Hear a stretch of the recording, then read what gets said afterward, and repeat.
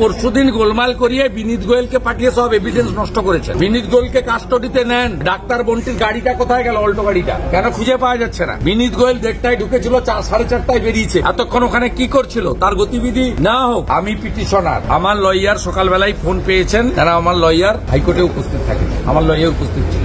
আজকেও আমার lawyer point out করেছেন পরের হিয়ারিং এ বিবেচনা করবেন। সিআইএসএফ দিয়ে দাও খুব প্যানিকের মধ্যে আছে। যেভাবে হোস্টেলের কার্নিস বেয়ে ওঠা হয়েছে, মহিলারা বিশেষ করে মহিলা ডাক্তার ছাত্রীরা তারা খুব প্যানিকড অবস্থায় আছে। আপনি জানেন আরজিকর থেকে কত ওষুধ লুট করেছে পরশুদিন? এরা কারা? এরা ইএনটি কে ভেঙেছে, এমার্জেন্সি ভেঙেছে, ওষুধ লুট করেছে। কত জানেন? কাদের পাঠিয়েছিল ওখানে? তৃণমূল ওষুধ লুট করেছে। বাংলাদেশের গণভবনের ছবিটা এখানে হয়েছে। কারা করেছে নির্দিষ্টভাবে যদি বলেন কারা করেছে? আপনার তৃণমূল, অতীন ঘোষ, রাজু সেন, সোনমারা জানে। ছবিগুলো তো কথা বলছি। জানি উল্টা কে বেলগেছে কাশীপুরে? কে ওরা? নারায়ণ গোস্বামীর কাঁধে হাত দিয়েছে ছেলেটা কে? অশোকনগর থেকে কারা এসেছিল? ট্রাকে করে নিয়ে আসা হয়েছিল। হ্যাঁ, ডানলপ থেকে ট্রাকে, অসংখ্য ট্রাকে, টিটাগড় থেকে লোক নিয়ে সব চিহ্নিত।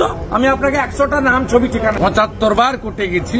এটা আজকেও করেছে, ভবিষ্যতেও করবে। পশ্চিমবঙ্গে গণতন্ত্র নেই এবং পশ্চিমবঙ্গের মানুষের কোনো বাক স্বাধীনতা নেই। এর সলিউশন একটাই, হাজার হাজার লোককে নিয়ে রাস্তায় নামতে হবে যাতে পুলিশ ছুটে পালায়। রাস্কের বলার জন্য খুব কষ্ট হয়েছে বিজেপির নেতা। হ্যাঁ, আমি বলেছি, আবার বলছি, বিনীত গোয়েল রাস্কের প্রথম থেকেই তো প্রতিবাদ করছে। আমাদের পার্টিও করছে, আমরাও করছি, আমাদের সবার মতো করে করা উচিত। ওনার তো ধরুন আজকে এখানে যে একটি অর্গানাইজ করেছিল great Calcutta killing day, Gopal মুখার্জিকে স্মরণ করা, এটা তো মমতা ব্যানার্জির মুখোশ খোলা। উনি আজকে খেলা হবে দিবস করছেন, মদ মাংস খাওয়ার জন্য 15,000 করে টাকা দিয়েছেন। উনি কেন 16 আগস্ট করছেন? 10,000 বাঙালি হিন্দু যেদিন কলকাতাতে কতল হয়েছিল ওই দিনটা সেলিব্রেট করছেন। উনি রাম মন্দির যেদিন উদ্বোধন হয় সেদিন ওনাকে মিছিল করতে হয়, গিয়ে বলতে হয় পার সার্কাসে দাঁড়িয়ে হিন্দুরা কাফের। অর্থাৎ উনি মৌলালি থেকে ডরিনা ক্রসিং এ হেঁটে যেসব মিথ্যা কথা আজকে বলে এর উত্তরও দেওয়া উচিত এবং সেটা নিশ্চিতভাবে আমার পার্টি অ্যালাউ করলে আমি দেবো। হ্যাঁ, হিন্দুদের এক হতে হবে। আমি তো হিন্দুদের এক করে 1956 ভোটকে 8,200 লিড করি। আমার 70% হিন্দু এক হয়ে পরের বিধানসভায় আমি আমার এলাকায় 90% হিন্দু এক করি।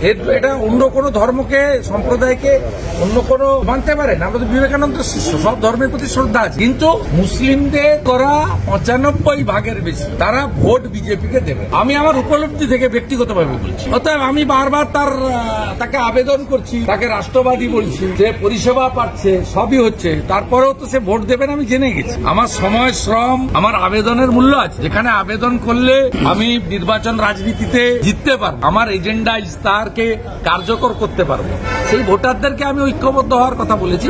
এটার মধ্য দিয়ে অন্য কোনো মানে খোঁজার কোনো কারণ। আমার রেসপেক্ট, আমার সম্মান প্রত্যেকের প্রতি আছে। এটা স্বামী বিবেকানন্দের ধরতে তিনি বলে গেছেন, নিজ ধর্মের প্রতি আস্থা রাখবে, অপর ধর্মের প্রতি শ্রদ্ধা রাখবে।